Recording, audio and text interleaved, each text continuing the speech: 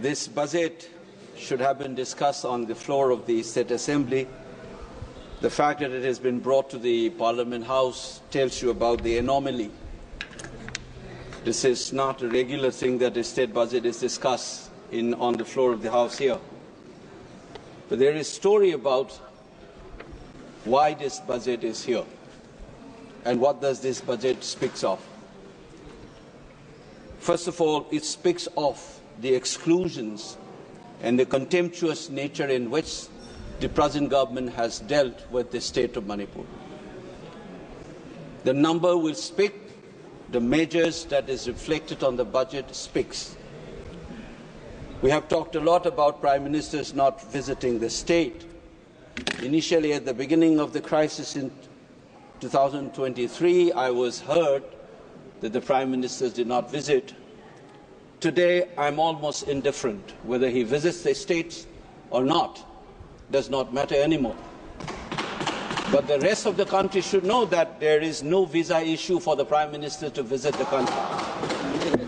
He may go to Ukraine and talk about peace, and his own citizens have been slaughtered and more than 60,000 people have been rendered homeless. This kind of a behavior can never be justified by anybody who swears by nationalism. It can only be done by those who swear by pseudo-nationalisms and who has a peculiar idea of nation that thrives on excluding people. Now let me talk about this budget in two ways. What does these numbers speak of? The first one is this, a clear sense of the state of economy of this state called Manipur. Look at the fiscal liabilities. It's 37.07% of the GSDP. What does it speak of? It speaks of a terrible state of an economy, the debt burden that the state witnesses. Look at the revenue expenditure, 61%, of which roughly around 45% goes to salaries and pension. Look at the capital expenditure, 39%. What kind of a development project or development of the state that you can sense from these numbers? Or for that matter, you look at this non-tax revenue component, 1%. I thought that this budget would have schemes to deal with this basic economic anomalies of the state. For instance, trying to look for additional or diversification of the additional sources for the non-tax revenue of the state. No, we don't have that image here. I thought that there would be measures to deal with this debt burden. There's nothing of that kind. This is a normal aspect of any budget that you expect this budget to reflect, but we don't have.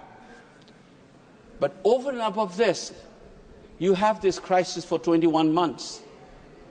Does that budget reflect anything on that? No, nothing of that kind. 60,000 people, how do you expect that kind of economy of a state to deal with this crisis without the help of the center? We are not asking for UN interventions. We are not asking for international financial institutions to help Manipur. We are asking for additional source of money from the federal government as a constituent state of India. You don't get anything. How do we deal with this 60,000 people who are rendered homeless, villages wiped out, women and children suffering, children not able to go to school? Had this crisis been there in Bihar or UP, you would have felt the nation in you for you to reflect on your budget. The kind of exclusions that I have been trying to brought up in this House. Remember that Gandhi was thrown out of the train. How does he felt? He thought that he was a barrister. He thought he is entitled to that compartment in the train. He was thrown out of that.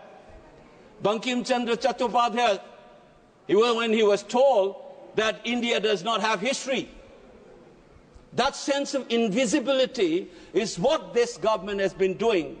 Nothing of this kind has been mentioned in your presidential speech. You've been trying to make us invisible, our tragedy as insignificant.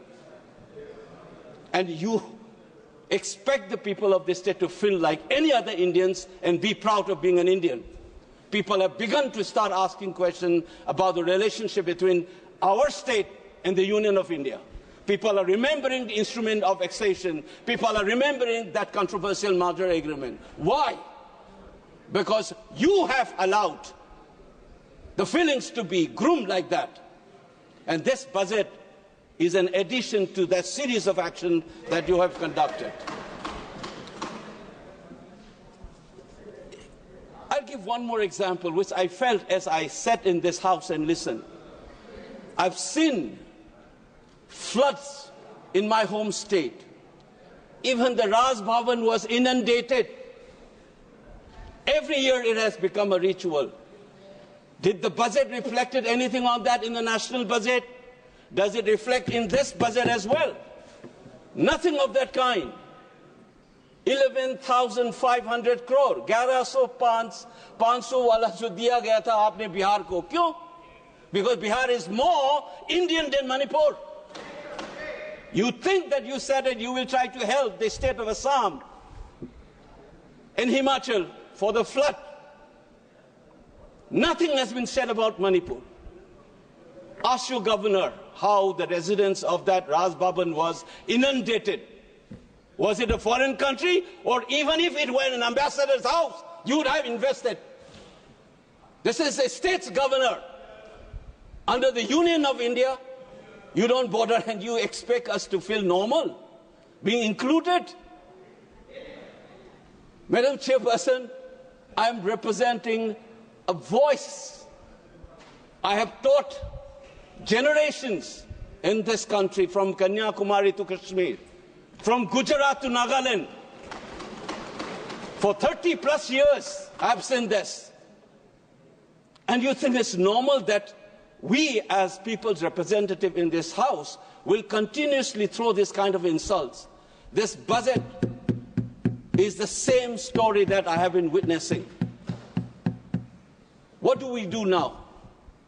What can I expect from this government? What they will end up doing is, though this is being a budget estimate they are projecting for 25-26, at the end of the day you said, because I'm aware this is vote on account, and you say 50% has been approved, it's like a ritual, you will finish it off. Manipur even doesn't address. A ritual will be completed in a couple of days. Is this the largest democracy's temple would be indulging itself? I'm ashamed of myself to bring up these issues. It's not a joke. When thousands of people suffer, I expect this government to have some sensitivity and pump in a little more money and talk openly. If we have made mistake, let's accept. This is not about BJP or Congress. Let's move forward. Let's try to have this feeling that we are one, that we care for you. And this budget must reflect that, not a simple ritual to continue this insult and then blame the people for anti-India feeling being emerging in that space. Remember that anti-India feeling emerged in Manipur unlike anywhere in this country because of the follies of this state government. The government of this country has continuously done. None other than the Home Secretary, a retired Home Secretary of the Union government, has said Manipuris have been insulted, and the only way to move forward is for even the Prime Minister or the President to apologize. That insult continues even today. And this budget not taking care of the IDPs, not taking care of the basic needs of that economy, not taking care of the floods that has become a ritual, and you think it's going to be another ritual to pass in this floor of the House. It's very saddening, Madam Chairperson. I hope sooner we learn this and make corrective measures. I'm only wishing that one day we will be able to say that we are all Indians. We feel the same feeling as everybody else. Thank you, Madam Chairperson.